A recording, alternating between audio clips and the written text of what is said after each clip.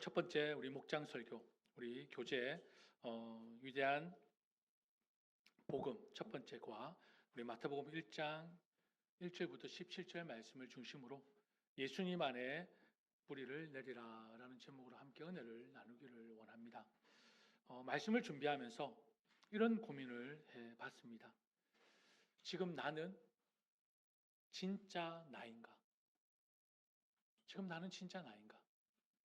아니면 살아온 환경과 배경, 그리고 맡겨지고 주어진 역할로 인해 포장되어진 나인가? 저의 경우에 저는 목회자로서 또는 아빠로서 그리고 남편으로서 그리고 또 아들로서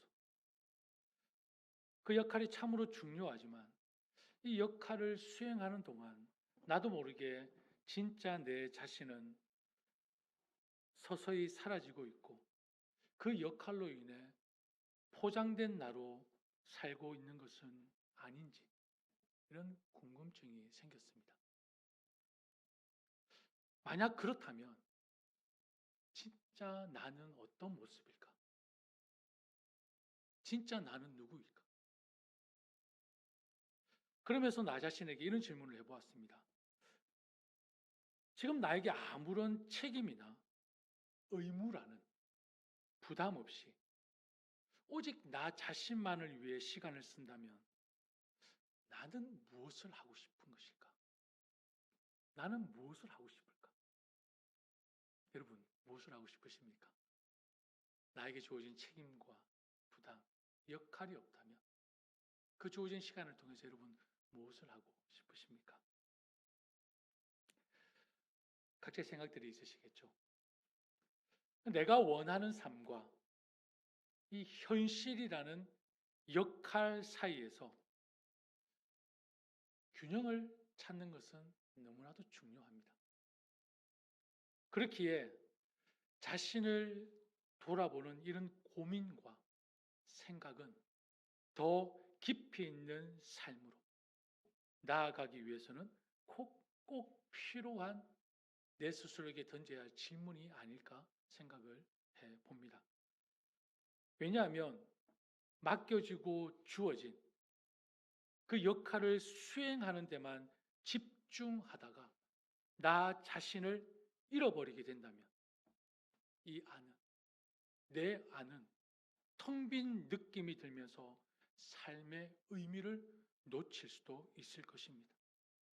때로는 육체적으로 피곤하고 감정적으로 지치는 번아웃이 찾아올 수도 있을 것입니다. 그리고 관계 속에서도 내 자신이 없는 그 관계는 유대감이 형성되기가 어려울 것입니다. 오래가지 못할 것입니다. 이렇게 내 자신을 잃어버리게 된다면 나중에 내 인생은 어디로 갔지? 내 자신이 잃어버리게 된다면 내 인생은 어디로 갔지? 이런 생각에 후회, 우울, 분노, 불만으로 가득 찰 수 있지 않을까 생각해 봅니다. 그래서 현실이라는 공간 속에서 주어진 역할을 성실하게 수행하면서도 나라는 존재를 잃어버리지 않도록 육체적, 정서적, 관계적으로 스스로를 돌아보고 점검하면서 유지하는 것이 너무나 중대하고 중요한 일이 아닐 수 없음을 말씀드립니다. 여러분, 이런 말을 들어본 적이 있으십니까? 사람은 아는 만큼 살아간다. 혹시 들어보셨습니까? 사람은 아는 만큼 살아간다는 말이 있습니다. 곧 이 말은 내가 아는 만큼만 세상이 보이고 내가 아는 범위 내에서 세상을 살아간다는 의미일 것입니다. 결국 이 말은 더 깊이 우리가 생각해 보면 모든 사람은 알고 보면 우물 안에서 살다가 가는 인생이라는 것을 발견합니다. 누구도 예의 없이 모든 사람이 우물 안에 살다가 가는 인생이라는 것입니다. 다만 뭐가 다르죠? 우물의 크기가 다를 뿐입니다. 그러니 우리 인생에 특별한 것이 뭐가 있겠습니까? 끝없이 펼쳐진 광활한 우주라는 이 공간 속에 단지 점에 지나지 않는 그 지구에 우리는 살고 있는 인생들입니다. 그러니 우리가 무엇을 꿈을 꿨든, 무엇을 가졌든, 무엇을 알았든 이 점 안에 박혀 있습니다. 모든 인생이 우물 안에 살고 있습니다. 그렇기에 나는 누구인지, 그리고 인생이 무엇인지 이 질문에 답할 수 있는 지혜를 갖게 된다면 나라는 존재, 인생이라는 삶에 대해 사도 바울의 고백이 나의 고백으로 이어지지 않을까 생각합니다. 그 고백이 무엇입니까? 같이 한번 볼까요? 오호라, 나는 공고한 사람이로다. 이 사망의 몸에서 누가 나를 건져내랴? 우리 주 예수 그리스도로 말미암아 하나님께 감사하리로다. 그런즉 내 자신이 마음으로는 하나님의 법을, 육신으로는 죄의 법을 섬긴. 사도 바울은 예수님을 만나고 나는 비참한 사람입니다. 누가 이 죽음의 육체에서 나를 건져줄 수 있습니까? 여러분, 많이 가져도, 아무리 건강해도, 내가 무엇인가를 이뤘어도 여러분, 죽음에서 나를 건져줄 사람이 누가 있습니까? 감사하게도 하나님께서 우리 주 예수 그리스도를 통하여 나를 구원해 주십니다. 나는 마음으로는 하나님의 법을 따르지만 육신으로는 죄의 법을 따르는 디모데전서 1장 15절 말씀에 나는 죄인 중에 괴수입니다. 사도 바울의 고백입니다. 사도 바울은 또한 이렇게 고백합니다. 같이 읽을까요?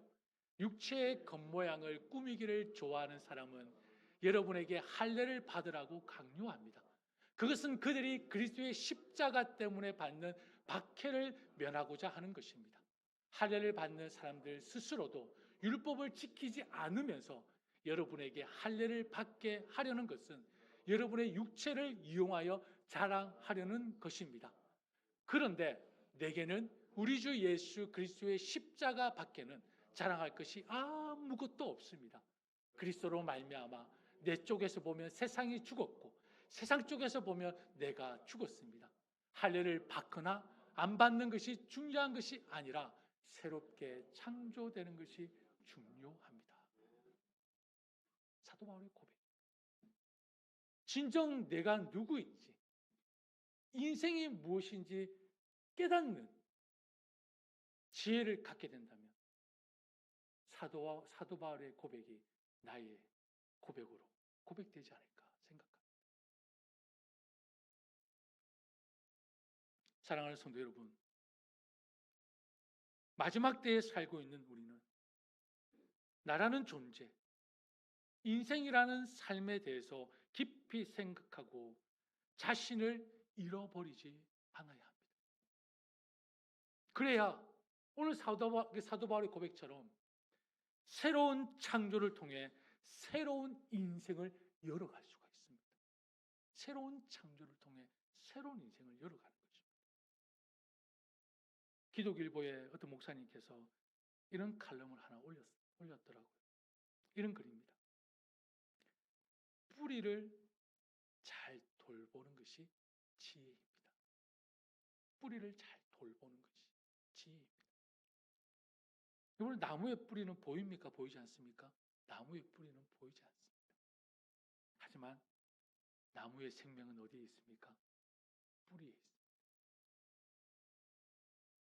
그러면서 북이스라엘을 예로 들고 있습니다.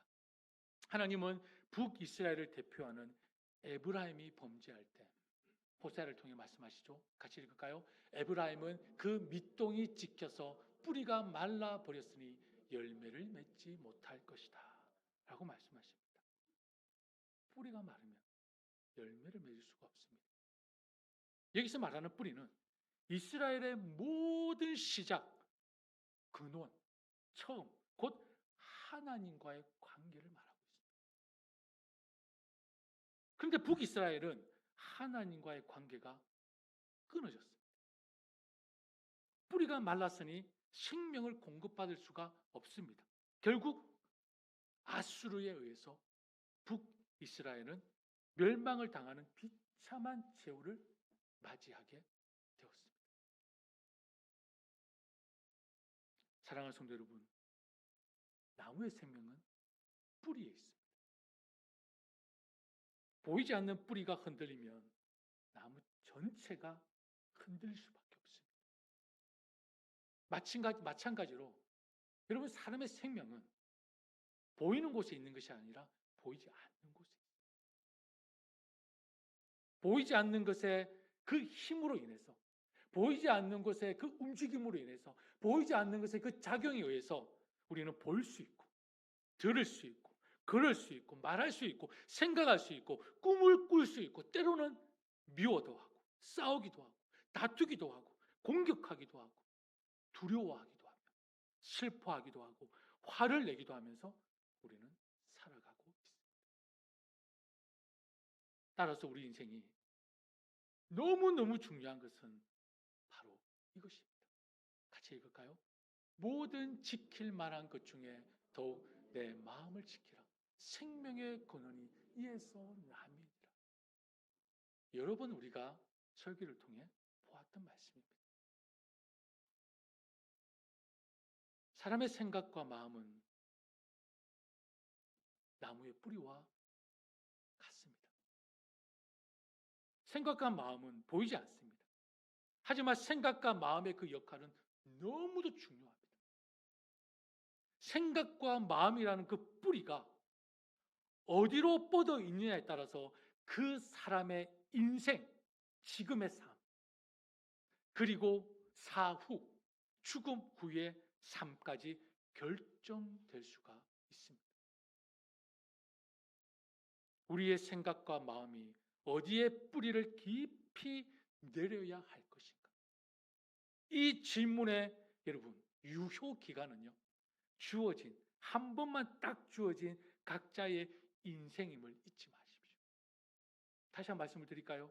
우리의 생각과 마음이 어디에 뿌리를 깊이 내려야 할 것인가? 이 질문에 답할 수 있는 유효 기간은 바로 한 번만 주어진 각자의 인생이라는 것을 결코 잊어서는 안 될 것입니다. 주어진 한 번이라는 인생 안에서 답해야 하는 질문입니다. 다시는 기회가 없습니다.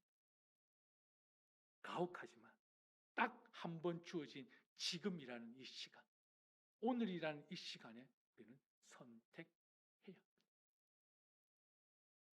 그 선택에 따라서 여러분의 계보, 뿌리가 달라질 것입니다. 아브라함부터 이어져 온 예수님의 계보에 나의 이름이 기록될 것인가? 라는 이 질문은 인생에서 그 어떤 것보다 중요하고 중대한 문제라는 것을 여러분 절대 잊지 마시기 바랍니다. 절대 잊어서는 안 됩니다. 왜냐하면 예수님의 계보, 그 계보에 내 이름이 기록되지 못한다는 것은 하나님의 생명책에 내 이름이 기록되지 못한다는 것입니다.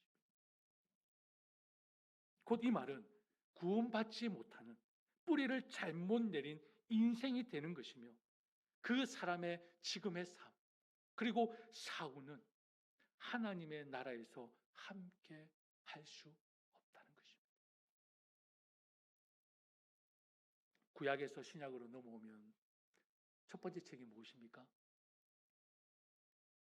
첫 번째 책이 구약에서 신약으로 넘어와서 첫 번째 책이 이것도 주변을 둘러봐야 됩니까? 예. 저 빨리 히딩을 꺼주십시오. 지금 정신을 못 차리고 계시는 것 같습니다. 히딩을 꺼주시고요. 구약에서 신약으로 넘어와서 그 첫 번째 책이 마태복음입니다. 마태복음. 오늘 함께 우리가 마태복음 1장을 같이 읽었지 않습니까? 마태복음은 유대인들을 대상으로 쓴 책입니다.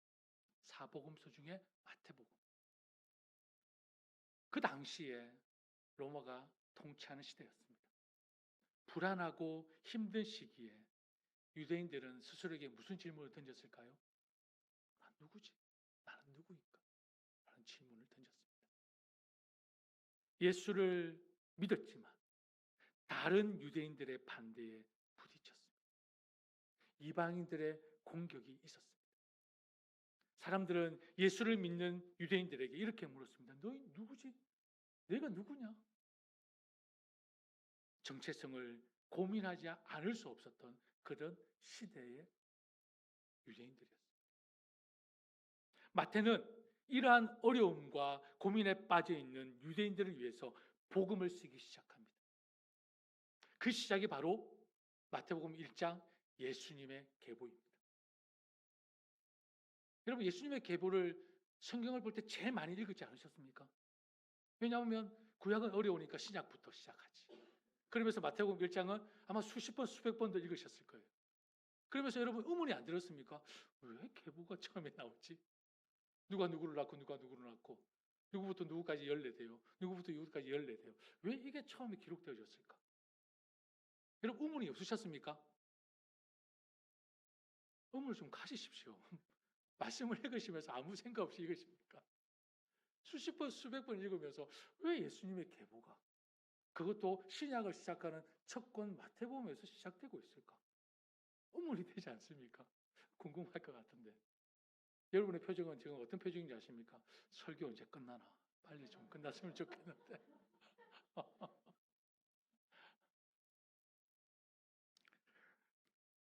그래도 준비한 말씀 다 선포하고 끝내겠습니다.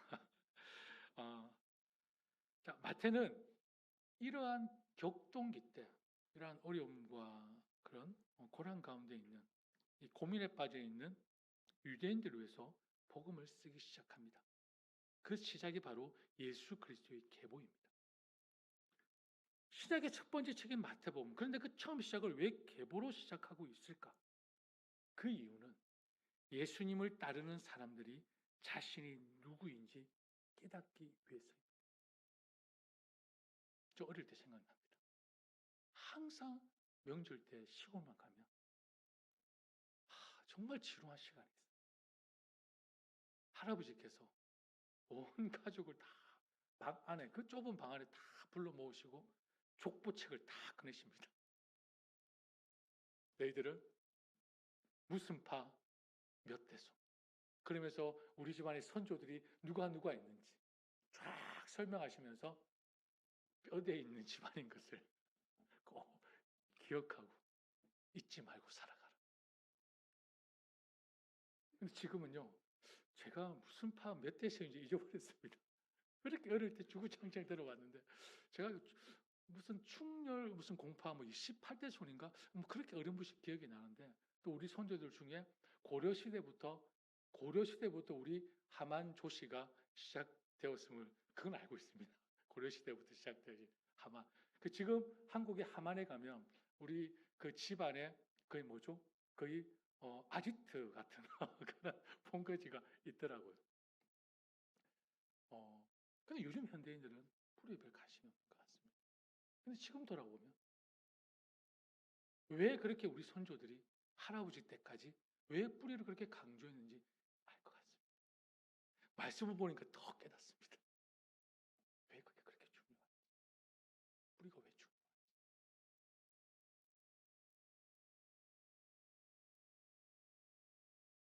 여러분, 예수님은요, 역사 속에서 갑자기 짠 하고 등장하신 것이 아닙니다. 예수님은 아브라함과 다윗의 자손으로 역사라는 그 시간과 공간 안에 우리와 함께 똑같이 존재한 한 사람이셨어요. 한 사람입니다. 하나님께서 오래전부터 계획하신 구원의 역사 속에서 이 땅에 오신 바로 하나님의 아들이십니다. 사랑하는 여러분, 보여지는 이 세상이라는 운물에 갇힌 사람들은 자신들을 세상의 기준으로 정의하려고 합니다. 자신이 뭔가를 만들어서 정의하려고 합니다. 나는 성공한 사람인가? 나는 다른 사람에게 인정받고 있는가? 나는 무엇을 이루었고 무엇을 남겼는가? 잘못된 질문이 잘못되어졌어요. 오늘 마태복음은 1장은 우리에게 뭘 보여주기 위함이냐면 우리의 정체성이 나로 인해 결정되는 것이 아니라 하나님께서 주신 것이라고 말씀하고 있는 것입니다. 나의 정체성은 내가 결정하는 것이 아닙니다. 하나님께서 주시는 것입니다. 1절 말씀에 아브라함과 다윗의 자손 예수 그리스도의 계보라. 헬라어 원문을 풀어보면 예수님의 기원에 관한 책이라는 뜻입니다. 예수님의 기원에 관한 책. 이 마태복음에서 사용된 그 기원, 그 계보를 통해 여러분 뭘 확인할 수 있으냐 하면 뭘 확인해야 하면 우리의 시작은 하나님께 있고 우리의 정체성도 하나님께 있음을 확인해야 한다는 것입니다. 바로 그 계보가 첫 장에 주어진 이유입니다. 우리는 예수님을 통해서만이 우리가 누구인지 정체성을 찾을 수 있고 그리고 우리의 시작과 끝을 알 수 있다는 것입니다. 오직 예수님을 통해서. 그래서 하나님은 시간이라는 공간 속에서 사람을 통해 하나님의 구원의 계획을 성실하게 이행하시고 마침내 예수 그리스도를 통해 완성하시고 성취하십니다. 아브라함부터 다윗까지 14대라고 말씀하고 있지 않습니까? 하나님께서 아브라함을 부르십니다. 그리고 아브라함과 뭘 체결하시죠? 언약을 체결하십니다. 영어로는 커버넌트라고 하죠. 그리고 히브리어로 베리트라고 합니다. 그리고 헬라어로 디아데케라고 합니다. 언약. 우리 같이 한번 읽을까요? 창세기 22장 18절입니다. 그리고 네가 나에게 순종하였으므로 네 후손을 통해 세상의 모든 민족이 복을 받을 것이다. 아브라함과 약속한 하나님의 말씀입니다. 여러분 창세기 22장에 어떤 사건이 나오죠? 창세기 22장에 무슨 사건이 나옵니까? 모르십니까? 아브라함에게서 가장 중요한 사건이 뭐죠? 이삭을 바친 사건이 나오지 않습니까? 이삭을 바친 사건이 나옵니다. 아브라함의 믿음과 순종을 보시고 아브라함의 자손을 통해 천한 만민이 복을 받게 되리라 약속하십니다. 여러분 그 약속이 누구십니까? 예수 그리스도입니다. 후손들이 아니라 내 후손이라고 단수를 쓰고 있습니다. 그 후손을 통해 세상의 모든 민족이 복을 받을 것이다. 바로 예수 그리스도를 가리키고 있습니다. 여러분 아브라함의 순종은 아브라함의 믿음은 오직 어디를 향해 뿌리를 내리고 있습니까? 예수 그리스도를 향해 뿌리를 내리고 있습니다. 그걸 발견하셔야 되는 것입니다. 하나님은 아브라함의 순종으로 말미암아 전 인류를 향한 구원의 계획, 구원의 복인 예수 그리스도를 나타낼 준비를 하고 계셨어요. 오랜 역사 속에서. 그리고 하나님께서는 다윗에게 그의 자손이 이스라엘 왕위를 계속해서 이어갈 것이라고 다윗과 약속하십니다. 언약을 체결하십니다. 그러나 이 약속에는 중요한 조건이 하나 있습니다. 먼저 말씀을 한번 읽어볼까요? 같이 읽습니다.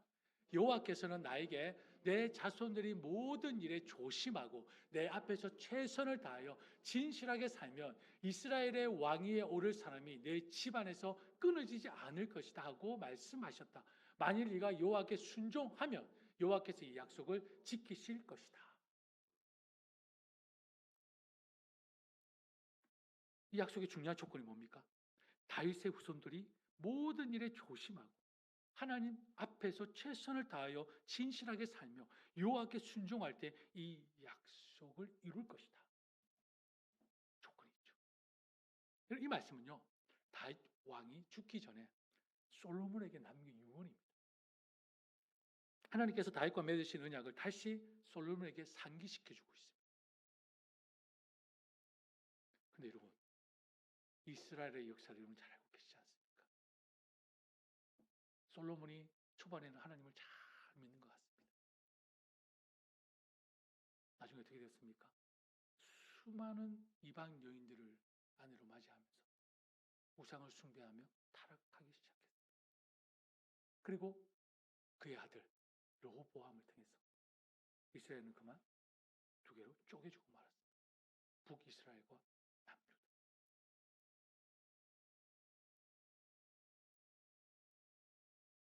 다윗의 후손 중에 다윗을 포함해서 다윗을 비롯해 모든 왕이 영원한 왕위에 관한 약속의 전제 조건을 누구 한 사람이라도 지킨 사람이 있습니까? 한 사람도 없습니다. 결국 그들은 어떻게 되었습니까?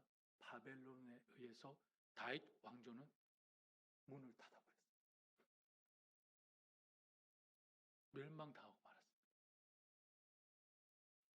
여러분, 여기서 얻을 수 있는 교훈이 무엇인지 여러분 꼭 기억하십시오. 단순히 다윗의 혈통이라는 이유만으로 왕위가 자동으로 개성되는 것이 결국 아닙니다. 무엇입니까? 중요한 것은 하나님의 말씀을 신실하게 지키는 순종이 필수 조건이었습니다. 순종이었습니다. 혈통이 중요한 것이 아니고 순종이었습니다. 오늘 사는 저와 여러분들 결코 이어서는 안 되는 진리의 말씀입니다. 다윗의 혈통 중에 온전히 순종하시는 분이 누구십니까? 한 분밖에 안 계시죠. 예수 그리스도. 다윗의 혈통 예수 그리스도, 다윗의 영원한 보좌에 앉으실 진정한 왕을 통해 하나님은 영원한 왕국을 이루실 구원의 계획을 준비하고 계셨던 것입니다. 자, 이렇게 이제는 바벨론의 침략으로 예루살렘 성전은 파괴되고 나라를 잃은 많은 유대인들이 바벨론에 의해 포로로 잡혀갔습니다. 바벨론 포로에서 그리스도까지 14대요라고 말씀하고 있지 않습니까? 이 사건으로 인해서 하나님을 예배하고 섬기는 백성으로서의 정체성에 엄청난 커다란 위기가 찾아왔습니다. 예루살렘 성전이 영원할 줄 알았는데, 왜냐하면 하나님께 예배하는 성전이기에. 근데 예루살렘 성전이 파괴되었습니다. 택한 백성의 나라가 사라졌습니다. 그들에게 정체성의 위기가 왔습니다. 뭐지? 그런 그 상황 속에서도 하나님은 어떻게 하십니까? 역시 일하고 계셨습니다. 다니엘과 세 친구들, 에스더, 느헤미야, 스룹바벨과 같은 믿음의 사람들이 오실 메시아 예수 그리스도를 기대하며 하나님의 말씀을 지키며 순종하고 있었던 것입니다. 이스라엘은 그분을 통해서, 예수 그리스도를 통해서 민족이 다시 회복되고 하나님의 약속이 성취될 것을 그들은 믿음을 지키고 있었습니다. 핍박과 시련 속에서 믿음을 지킨 그들을 통해 하나님의 약속이 이 땅에 실현되었음을 우리는 알고 있지 않습니까? 인간의 몸으로 이 땅에 오신 예수 그리스도는 우리 죄를 사하시기 위해 십자가에 피 흘려 죽으시고 이 땅의 삶이 아닌 영원한 삶, 영원한 생명을 위해 부활하셨습니다. 오랜 역사 속에서 하나님의 구원 계획이 예수 그리스도로 인해 성취되었습니다. 역사 속에서 하나님께서 구원의 계획을 준비하시고 성취하신 것은 오직 저와 여러분을 위한 하나님의 열심, 하나님의 열정이었습니다. 왜냐하면 예수 그리스도로 말미암지 않고서는 그 누구도 하나님께로 갈 수 없기 때문입니다. 그 누구도. 사랑하는 여러분, 하나님의 구원의 계획이라는 역사 속에서 우리가 잊어서는 안 되는 것이 있습니다.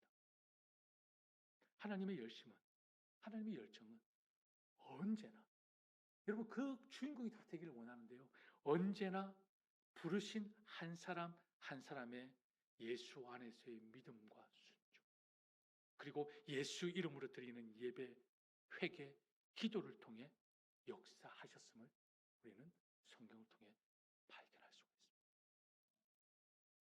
하나님은 그렇게 일하셨습니다. 지금까지. 역사의 모든 목적과 이유가 오직 한 분을 향하고 있습니다. 바로 하나님의 아들이신 예수 그리스도이십니다. 진리의 말씀 성경 또한 오직 한 분만을 가리키고 있습니다. 예수 그리스도이십니다. 사랑하는 성도 여러분, 저와 여러분은 아브라함과 다윗 그리고 바벨론 포로기에 신실하게 믿음을 지킨 사람들과 같이 택함을 받고 하나님 나라의 백성으로 살아가고 있음을 믿습니다.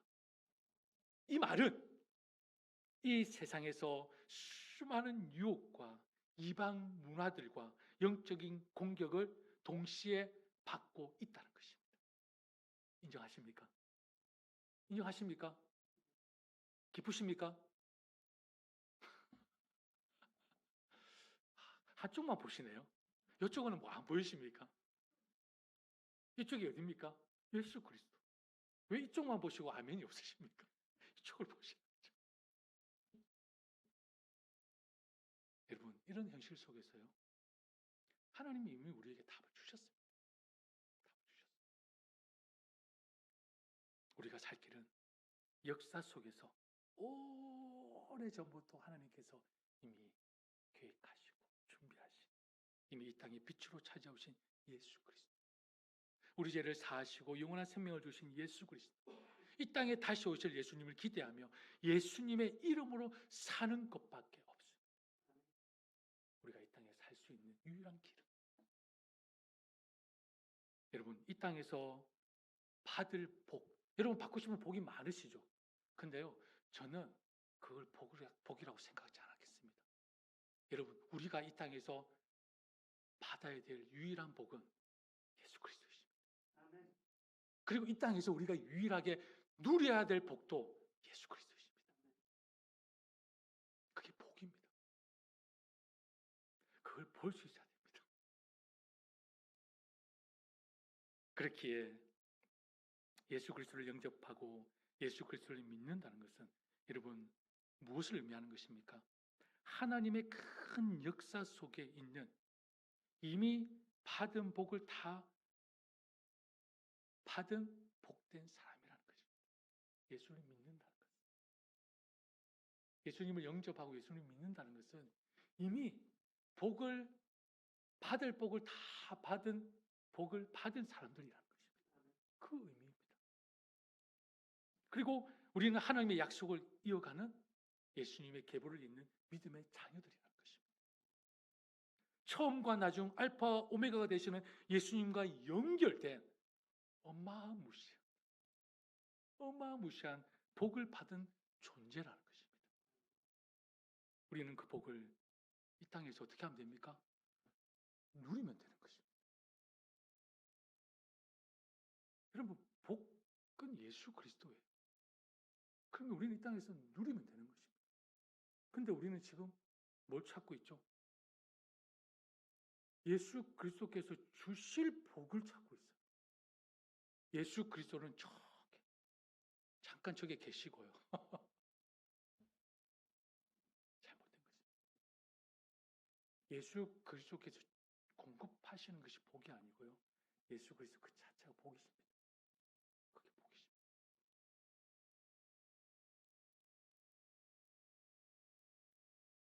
여러분, 복은 예수 그리스도이십니다.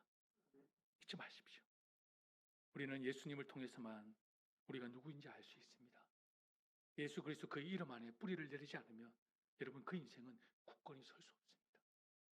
그 인생은 헛된 인생이 될 수밖에 없습니다.